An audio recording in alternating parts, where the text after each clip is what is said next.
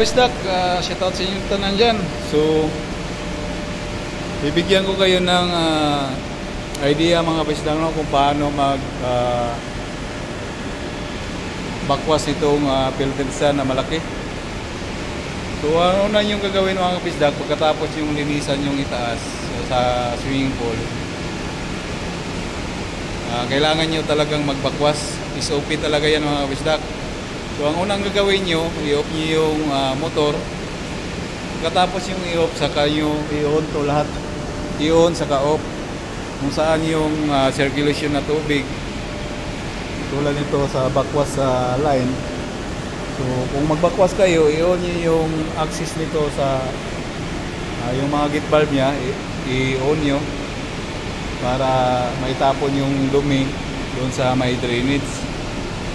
So yung para sa swimming pool naman na kuan na mga gate valve, kailangan nyo rin i-off kasi pag hindi nyo na-off yun mga kabisdak, yung dumi na pundo nito sa sun filter, maaari po yung mapunta sa pool, no? So yun po ang dapat natin gawin mga kabisdak, no? I-off yung dapat i-off. Makikita nyo naman, baybayin nyo lang mga ganito.